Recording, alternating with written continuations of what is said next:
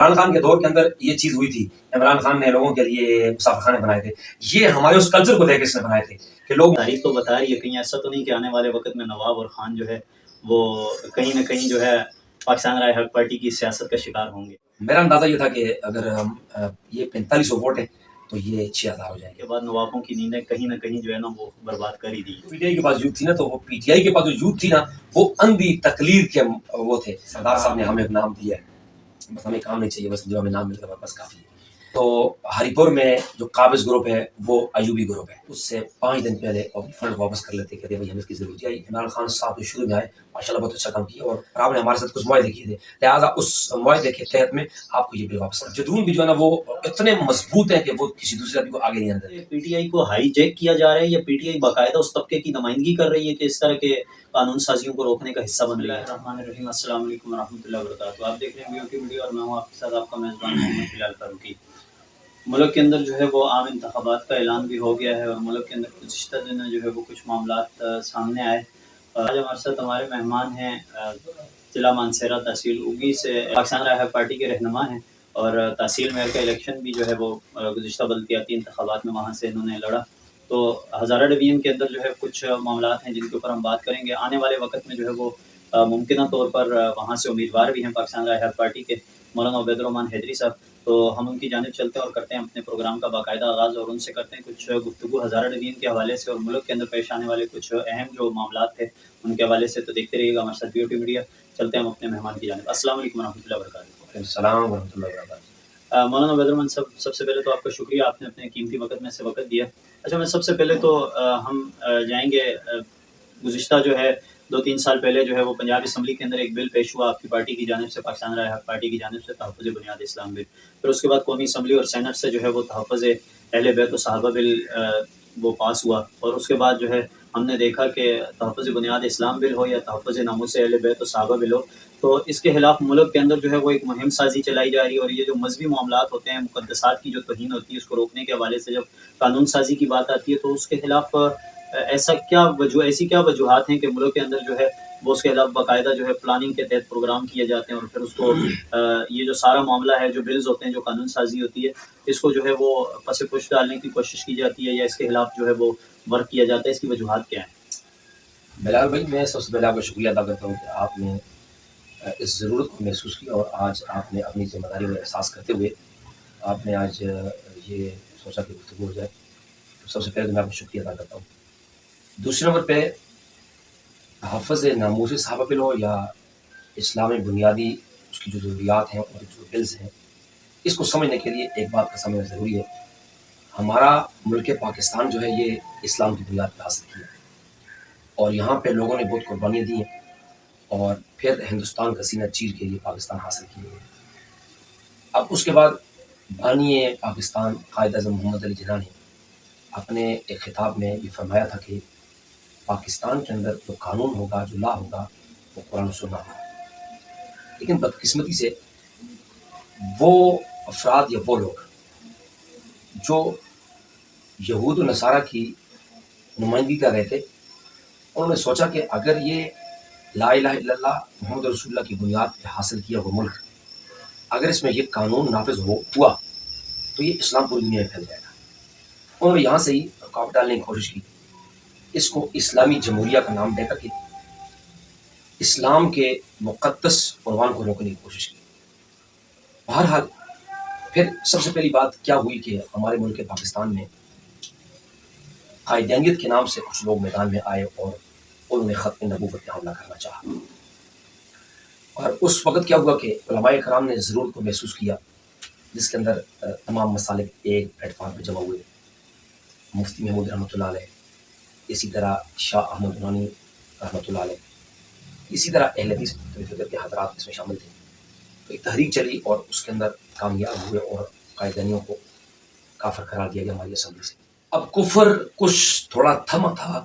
اس کے بعد ہمارے پڑوس میں ایک جو انقلاب آیا ایران کے اندر، اس کو اسلامی انقلاب کا نام دیا گیا۔ جب یہ انقلاب وہاں پہ برپا ہوا تو اس انقلاب کے اثرات پاکستان میں آنا شروع ہوئے اور بہت آگے بڑھ گئے۔ اب یہ دیکھا کہ نبی کریم صلی اللہ علیہ وسلم کہ جو تعلیمات تھیں جن کے ذریعے سے ہمیں جنت کی طرف جانا ہے اور جس کے ذریعے سے معاشرہ بننا ہے، اس چیز کو ہم تک جو پہنچایا گیا ہے، اس کے اندر ایک جماعت ہے، لوگ ہیں، افراد ہیں، صحابہ کرام کے تھے۔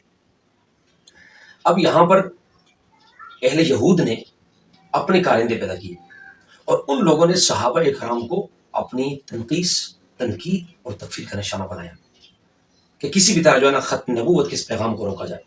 وہ میدان عمل میں آ گئے، حتیٰ کہ لوگ ہمارے مسلمان جو تھے وہ بھی اس شک میں پڑ گئے کہ آیا صحابہ کرام مسلمان ہیں کہ نہیں ہیں، تو ان کی شخصیات کو متنازع بنایا گیا۔ پھر یہاں پر چونکہ پاکستان کے اندر بہت ساری ایسی جماعتیں ہیں جو دین کے نام پہ کام کر رہی ہیں۔ حضرت مولانا عیسیٰ قاسمی شہید 26 سال کی ان کی عمر تھی اور اسمبلی میں گرجی اور انہوں نے بڑا پیغام دیا حتیٰ کہ وہ شہید ہو گئے۔ ان کی جگہ پہ حضرت مولانا علامہ اعظم طارق شہید آ گئے۔ انہوں نے اس سلسلے کو چلایا اور اس وقت انہوں نے ایک بل پیش کیا تھا، شریعت بل۔ تو شریعت بل انہوں نے پیش کیا تو اس کے اوپر بعض علماء نے بھی اختلاف کیا، کہنے لگے یہ شریعت بل نہیں ہے، شرارت بل ہے۔ لیکن مولانا صاحب بڑی جدوجہد کے ساتھ لگے رہے، آخرکار زندگی نے وفا نہ کی اور 86 MNAs نے اس کے اوپر سائن بھی کر جی دیے جی بالکل ایسی ہے۔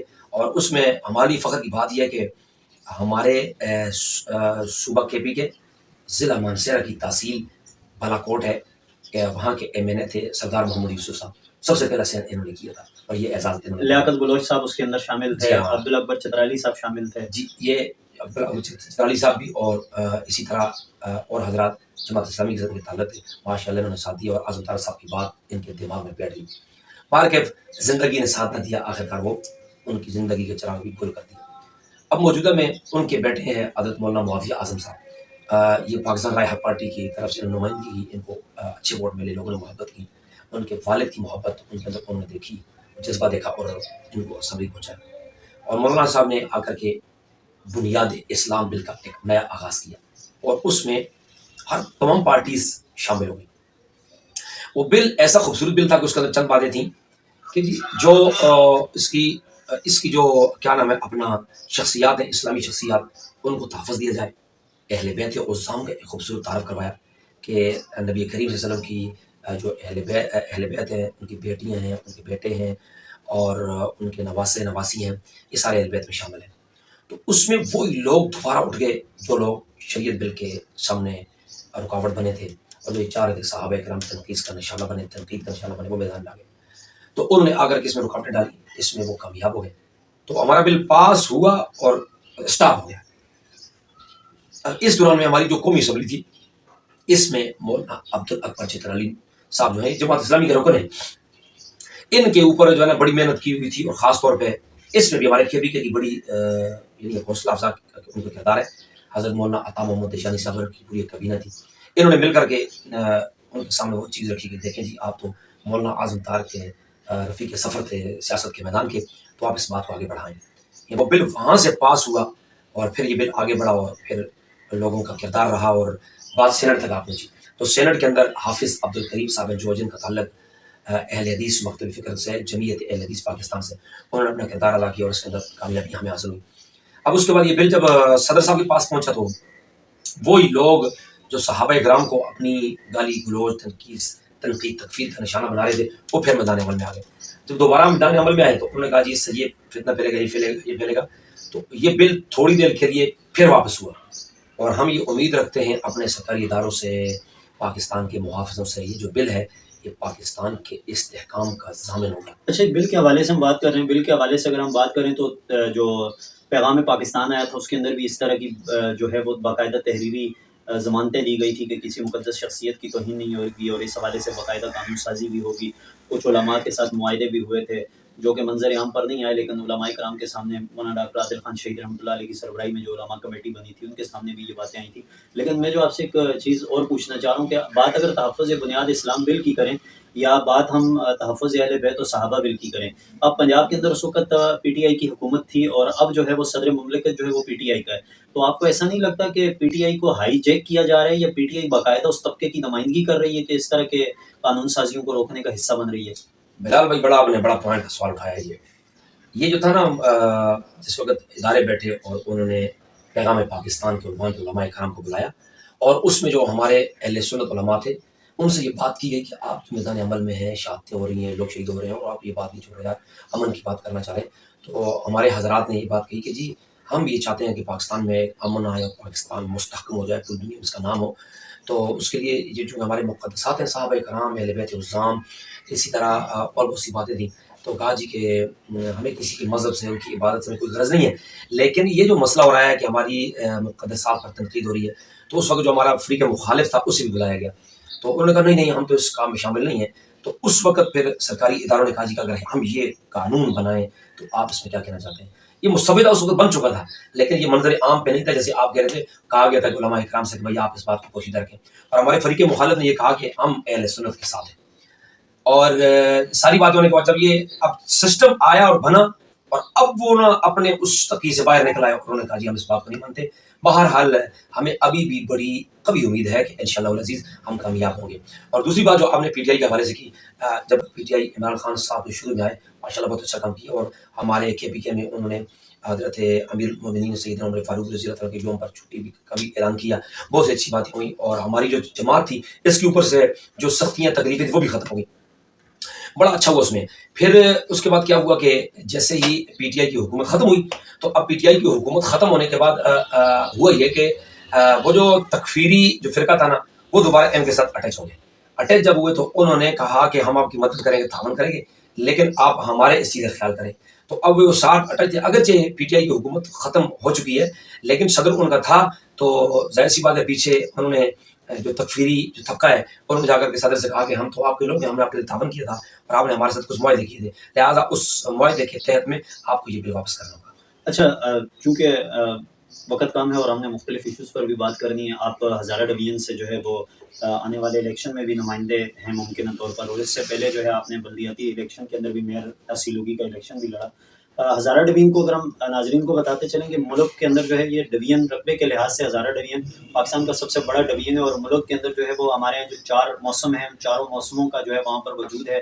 اس کے علاوہ وہاں پر آپ پھل سے لے کر سبزی اور غلے تک چلے جائیں، چاول، گندم، مکئی، تمام طرح کی اشیاء خرد و نوش جو ہیں وہ وہاں پر پیدا ہوتی ہیں. ایک زرخیز علاقہ ہے، پانی کا سلسلہ ہے، پہاڑی سلسلہ ہے، میدانی علاقے ہیں، اور ملک کا ایک بڑا سب سے بڑا ڈویژن ہے، اور بڑی نامور شخصیات اس نے پیدا کی. اس کے اندر آپ ایوب خان کا نام لے سکتے ہیں، آپ اسی طرح جو ہے اظہر خان ہیں، اسی طرح جو ہے اس کے اندر نوابزادہ صلاح الدین سعید ہیں سیاسی طور پر، اور اسی طرح اگر آپ مذہبی بنیادوں پر اگر دیکھیں تو پاکستان کے اندر جو ہے وہ مفتی غلام غوث ہزاروی رحمۃ اللہ علیہ کا ایک بڑا نام ہے، مفتی کفایت اللہ صاحب ہیں، اہل سنت والجماعت کے اس وقت کے مرکزی صدر علامہ غازی اورنگزیب فاروقی صاحب کا تعلق وہیں سے، مولانا رب نواز حنفی صاحب ہیں، اس کے علاوہ قاضی اسرائیل گڑنگی صاحب ہیں، اور مفتی سعید الرحمان صاحب ہیں. اس طرح بہت سارے علماء اور بڑے بڑے جو ہے وہ نامور علماء، صحافی اور مختلف جو لوگ تھے شعبہ زندگی سے تعلق رکھنے والے، وہ ہزارہ ڈویژن نے پیدا کیے. لیکن ہم یہ جاننا چاہتے ہیں کہ ہزارہ ڈویژن کے جو مسائل ہیں وہ جو کہ تو ہیں سیاسی طور پر.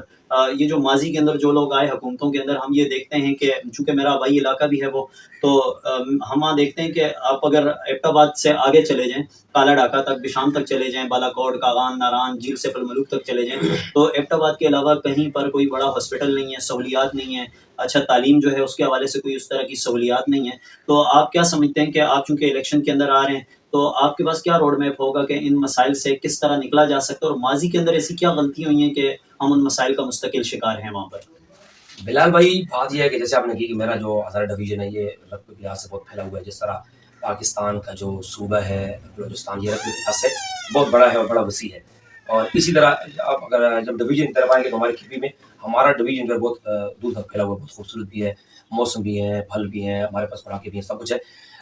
اصل میں ہماری بدقسمتی میں اس وقت کہوں گا کہ آپ جب ہزارہ ڈویژن میں داخل ہو جائیں تو ہری پور میں جو قابض گروپ ہے وہ ایوبی گروپ ہے. انہوں نے صدر ایوب خان کے جو پوری آل اولاد ہے اس کے بعد وہ یعنی جمے ہوئے ہیں، اور وہ سسٹم کچھ چلنے نہیں دیتے، جو کچھ ہوگا ان کی مرضی سے ہوگا. اس سے ہم تھوڑا آگے جاتے ہیں جب ہر آنے والی حکومت کا حصہ بھی رہتے جی ہر آنے والی حکومت کا حصہ رہتے ہیں اور موروثی سیاست کو پروان چڑھانا چاہتے ہیں. اسی طرح جب ہم آگے بڑھتے ہیں جی اپنا ایبٹ آباد میں جاتے ہیں تو وہاں سارے جدونوں کا قبضہ ہے، اور جدون بھی جو ہے نا وہ اتنے مضبوط ہیں کہ وہ کسی دوسرے آدمی کو آگے نہیں آنے دیتے.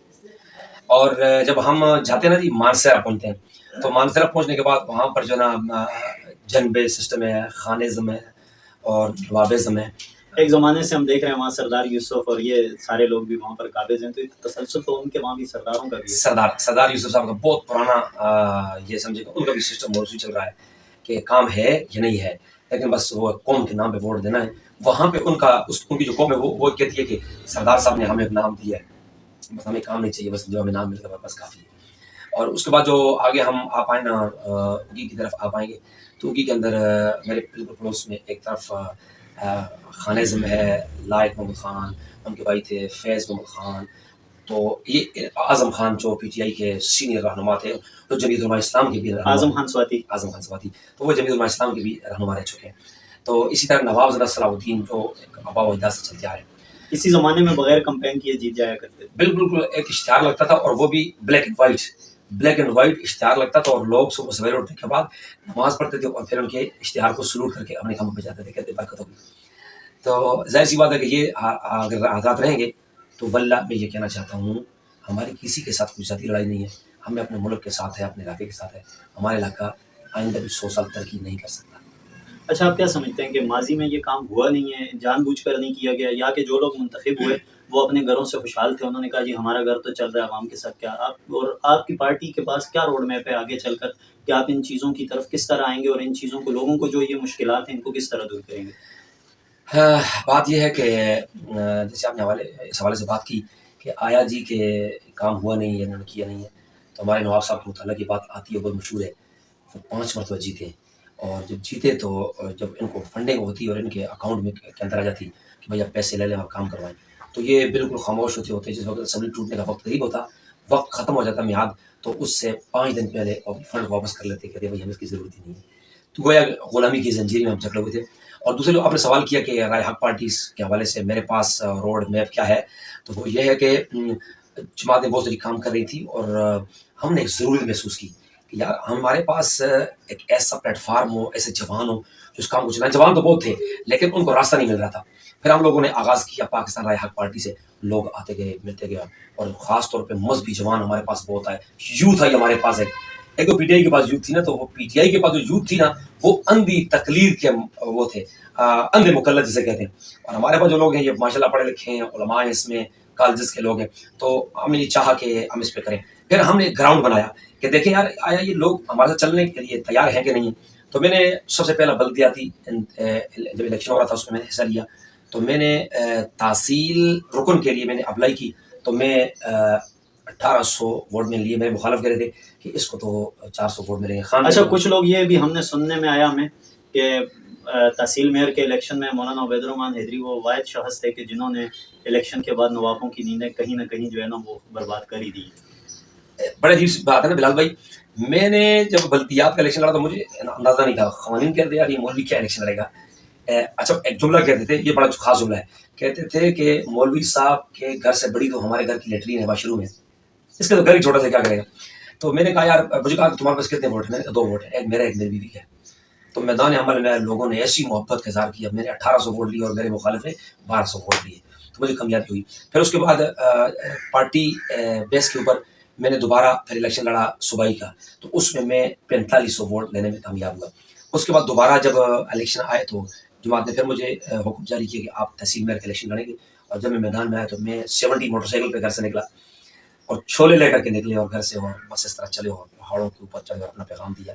تو میرا اندازہ یہ تھا کہ اگر ہم یہ 4500 ووٹ ہیں تو یہ 6000 ہو جائیں گے، لیکن اگر جس میں دھاندلی ہوئی تو مجھے سرکاری لوگوں نے مجھے رزلٹ دیا، مجھے کہنے مبارکباد دی، مجھے کہا مولانا آپ کو مبارک ہو، آپ نے تو 9500 ووٹ جو ہے نا وہ حاصل کیے، تو بڑی کامیابی ہمیں حاصل ہوئی۔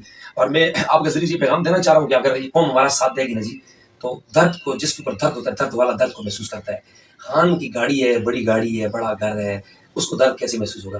تو قوم اگر اس طرف آئے گی تو ممبر اور مسلح اور مسجد کا وارث کبھی جھوٹ بھی نہیں۔ اچھا، آپ کی جماعت کی ایک تاریخ یہ بھی ہے کہ جو چیئرمین ہے پاکستان رائے حق پارٹی کے حافظ ابراہیم قاسمی صاحب، حکیم ابراہیم قاسمی صاحب، تو یہ پشاور سے جب الیکشن لڑے تھے تو عمر اظہر خان کے مقابلے میں جیتے تھے، تو سننے میں آیا کہ وہ کمپین میں جو ہے ہیلی کاپٹر پہ آتے تھے اور انہوں نے ایک جملہ کہا تھا کہ سائیکل پہ چلنے والا مجھ سے کیا جیتے گا یا کیا الیکشن لڑے گا۔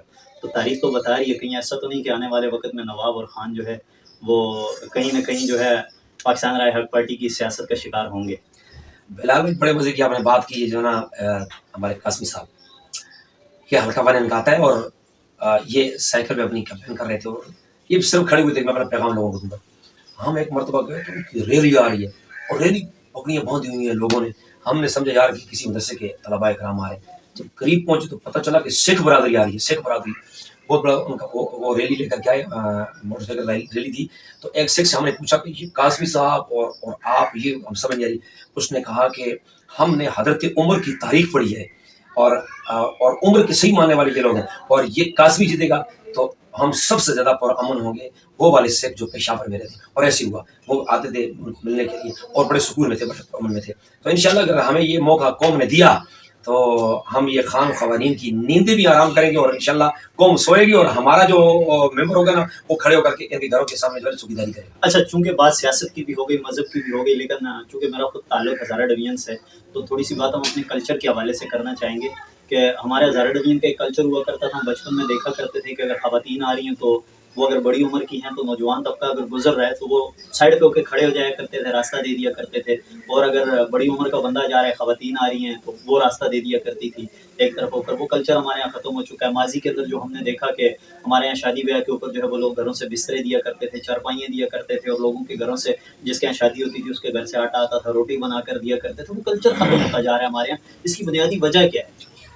بلال بھائی, آپ جانتے ہیں نا کہ جس علاقے میں, جس مسجد میں چھوٹے بچے نماز پڑھنے کے لیے آتے ہیں اور وہ بچے آنے کے بعد جو ہے نا شرارتیں کرتے ہیں, کشتیاں کرتے ہیں, آگے جماعت کھڑی ہوتی ہے, پیچھے بچے لڑ رہے تھے, لیکن وہ امام صاحب محلے کے لوگ ان بچوں کو کچھ نہیں کہتے نا. یہ بچے آج کیا کر رہے ہیں, شرارت کر رہے ہیں. پھر یہ شرارت عادت میں بدلتی ہے, پھر عادت عبادت میں بدلتی ہے. وہ بچے جو کل شرارت کر رہے ہوتے ہیں آج وہ بچے یہاں پر آ کے نمازی بن رہے ہوتے ہیں. بالکل ایسی ہے. ہمارا جو کلچر تھا نا, ہماری جو مائیں تھیں ہمارے بچوں کو یہ بتاتی تھیں بیٹا ہمارا کلچر یہ ہے, بڑوں کا ادب کرنا ہے, چھوٹوں کی شفقت کرنی ہے, فلاں فلاں کرنا ہے. میں یہ بات انتہائی افسوس سے کہوں گا, اور میں آپ کی میڈیا کے توسط سے یہ جو ہمارے قبائل ہزارہ جو بنے ہوئے کراچی کے اندر, میں ان کے لیے پیغام دینا چاہ رہا ہوں. وہ جو ہمارا جو کلچر تھا نا, ہم لوگوں نے یہاں پر اس کلچر کو کیسے آگے کیا, پروموٹ کیا. جب یہاں پہ ہمارا کلچر ڈے ہوتا ہے تو سارے لوگ جمع ہو جاتے ہیں. یہ ہمارا داؤد سرنگی پہ جمع ہو جاتے ہیں, قائد آباد میں آتے ہیں, پریس کلب پہ آتے ہیں, پھر وہاں پر کیا ہوتا ہے, پھر تو سارے وہ مائی ہوتے ہیں. وہ مائیوں کے ذریعے قوم کو بتانا چاہتے ہیں یہ ہزارہ کلچر ہے, کبھی فلاں کے گانے ہیں, فلاں کے گانے ہیں. ہم نے قسم خدا کی کر کے کہہ رہا ہوں, اور میں یہ پیغام ان کو دینا چاہ رہا ہوں. وہ نہیں سمجھیں کہ نسلیں مٹ جائیں گی ان کی, تو وہ بس گانوں کے اوپر اتفاق کرے. وہ یہ نہیں کہہ رہے کہ بھائی ہمارا یہ تھا. اگر ہم قوم کو بتائیں گے تو قوم کیسے لگی. اب یہ ہوا کہ اب ہم لوگ کہتے ہیں میرے گھر میں خیر ہے, سب گھر میں خیر ہے, ادھر خیر ہے کہ نہیں, میرے گھر میں خیر ہونی چاہیے. تو اس لیے اپنی قوم کو, اپنے بچوں کو وہ پرانا کلچر بتانا پڑے گا. اچھا, میں نے وہاں پر یہ بھی بچپن میں اپنے, جب میں وہاں پر رہائش پذیر تھا تو میں نے وہاں پر یہ بھی چیز دیکھی کہ مسجدوں کے ساتھ حجرے ہوا کرتے تھے, اور باہر سے اگر کوئی بندہ آتا تھا, جیسے مسافر کوئی سامان بیچنے والا ہے یا کوئی بھی ہے, تو چونکہ دیہاتی علاقہ تھا, لوگ گھروں کو واپس اگر نہیں جا سکتے تو وہ حجروں میں ٹھہرا کرتے تھے. تو اب وہ مسجدوں میں سے حجروں کا سلسلہ بھی کہیں نہ کہیں تو ختم ہو گیا ہے. اب بھی کہیں بقایا ہے یا نہیں, وہ کلچر بھی بالکل سرے سے ختم کر دیا گیا؟ ہاں بلال بھائی, یہ بہت باتیں ایسی ہیں جو بڑے افسوسناک ہیں. کسی کسی جگہ پر یہ دیرے ہیں, ان کو حجر بھی کہتے ہیں, دیرہ بھی کہتے ہیں, بیٹھک بھی کہتے ہیں. تو یہ ہوا کرتی تھی. لیکن وہ کیا ہوتا تھا کہ محلے کا, بستی کا ملک, بستی کے امام صاحب, بستی کے پڑھے لکھے لوگ وہ شعور پیدا کرتے تھے اور قوم کو بتاتے تھے. اور پھر کیا ہوتا تھا کہ لوگ آتے تھے اور نماز کے لیے آتے تھے, اور نماز پڑھی اور سورے بیٹھے اور 10 منٹ کی بیٹھک کی اور حال احوال دیکھے. اب وہ چیزیں جب قوم نے بتانا چھوڑ دی, بڑوں نے بتانا چھوڑ دی, قوم بھول گئی. تو یہ جو مزے کی بات بتاؤں, عمران خان کے دور کے اندر یہ چیز ہوئی تھی. عمران خان نے لوگوں کے لیے مسافر خانے بنائے تھے. یہ ہمارے اس کلچر کو دیکھ کے اس نے بنائے تھے کہ لوگ مزدوریاں کرتے تھے, چلو دن کو مزدوری کرو, وہ جو مزدوری کے پیسے وہ جیب میں ڈالو, مسافر خانے پہ جاؤ, رات بھی گزارو, کھانا بھی کھاؤ, سو چل جاؤ. اور اسی طرح ہمارے ہزارے میں لوگ مزدوریوں کے لیے نکلتے تھے, برتن بیچ رہے ہیں, فلاں چیز بیچ رہے ہیں, نکل کے آ جاتے تھے. رات ہوتی تھی, آتے تھے مسجد میں نماز پڑھتے, مسافر خانے میں آ جاتے. میں نے دیکھا روٹی لے کے آیا, تم نے دیکھی, وہ سب ایسے کرتے تھے. تو وہ کرتے کرتے ہماری چیز ختم ہو گئی. عمران خان نے ہمیں دیکھا کہ وہ سبق دیا تھا اس چیز سے, لیکن ہمارے لوگوں نے یہ کلچر چھوڑ دیا, اس لیے ہمارے لیے ایک تباہی اور بربادی ہو رہی ہے. چلیں, آپ سے بہت ساری گفتگو ہوئی, مختلف موضوعات پر گفتگو ہوئی, اور بڑے قیمتی وقت میں سے آپ نے وقت دیا. اچھا, چلتے چلتے ہم یہ پوچھنا چاہیں گے کہ جو ہمارے ہاں کلچر جو ہمارا پروموٹ نہیں ہو رہا, اس کے اندر کہیں نہ کہیں آپ کو ایسا نہیں لگتا کہ ملک کے اندر, ہمارے علاقے کے اندر جو ہزارہ ڈویژن کے اندر ہمارے یہاں جو ثقافت ہے اس کو فروغ دینے کے حوالے سے، یا وہاں پر جو ہے سیاحت کے فروغ کے لیے حکومت یا وہاں کے مقامی جو منتخب نمائندے تھے انہوں نے بھی کبھی اس جانب متوجہ نہیں ہوئے. تو آپ کو نہیں لگتا کہ ہماری ثقافت کی تباہی کی ایک وجہ یہ بھی ہے کہ سیاسی سطح پر بھی اور سرکاری سطح پر بھی وہاں پر وہ نمائندگی جو اس علاقے کو ملنی چاہیے تھی وہ ملی نہیں، اور ہماری ثقافت بھی مٹتی گئی اور ہمارے یہاں کی سیاحت بھی تقریباً ختم ہو چکی ہے؟ بلال بھائی، آپ کے ذہن میں ہوگی یہ بات، آپ کے اسٹڈی میں یہ بات لازمی ہوگی. یہ جو مری ہے نا، مری بھی ہمارے کیپی میں داخل تھا. تو اس وقت پنجاب حکومت نے کوشش کر کے یہ اپنا سن لگایا. تو پنجاب حکومت نے وہاں پہ کام کیے، روڈ بنائے، چیزیں بنی، ہوٹل بن گئے، وہ بڑے مزے سے اس کا ٹیکس وصول کر رہے ہیں.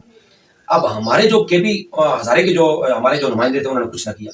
ہمارے پاس بالاکوٹ ہوئے ناران کاغان اور پنجا گلی، نتھیا گلی، بابو سٹاپ، یہ پنجا گلی ہماری اگی میں آ رہی ہے، اور یہ نتھیا گلی جو ہے یہ مری میں آ رہی ہے. اور آگے چلیں تو بڈگرام، پھر بشام. اگر آج بھی ہمارے جو نمائندے ہیں نا اس طرف توجہ دیں، ایک مرتبہ صرف ملک کو بنا لیں، اس علاقے کو بنا لیں، تو یہ اتنا پیسہ ہمارے پاس آ جائے گا کہ اس کے اوپر نہ صرف وہ علاقے بلکہ پورا کے پی کے جو ہے نا، صرف ٹورسٹ کے جانے کی وجہ سے جو ہمیں ٹیکس ملے گا وہاں پر، اس کے اوپر پورا کے پی بن سکتا ہے. بہت شکریہ آپ کا کہ آپ نے اپنے وقت میں سے وقت دیا. اچھا ناظرین، تو ہم کچھ چیزیں اور بھی ہزارہ دین کے حوالے سے جس کے اوپر ہم آنے والے وقتوں میں مختلف جو لوگ ہیں وہاں کے سیاسی اور سماجی یا مذہبی شخصیات ہیں ان سے بھی گفتگو کریں گے. اس کے اندر بڑا اہم ایک مسئلہ جو ہے وہ ہزارہ ڈویژن کے اندر بالخصوص جو میں نے تحصیل اگی کے اندر دیکھا، وہ پہاڑوں کو کاٹا جا رہا ہے اور وہاں پر پتھر نکالنے کے نام پر جو ہے وہ درختوں کی کٹائی ہو رہی ہے. وہاں پر وہاں کی جو سیاحت کو بجائے اس کے کہ حکومت فروغ دیتی، اس علاقے کی جو ہے وہ خوبصورتی سے فائدہ اٹھایا جاتا، تو اس علاقے کی جو خوبصورتی ہے اس کو خراب کیا جا رہا ہے. اگر ایک شخص کی زمین میں درخت لگا ہوا ہے اسے خود اپنی درخت کاٹنے کی اجازت نہیں ہے، لیکن ایک پتھر نکالنے کے لیے جو ہے وہ پتہ نہیں کتنے سینکڑوں درخت جو ہے وہ کاٹ دیے جاتے ہیں راستہ بنانے کے لیے. پھر وہ پتھر نکالنے کے بعد وہ جو چھوٹے موٹے پتھر رہ جاتے ہیں، مٹی ہوتی ہے وہ پہاڑوں سے جس طرح گرائی جاتی ہے اور وہ جس طرح ہمارے نہری نظام کا ستیہ ناش کر رہی ہے.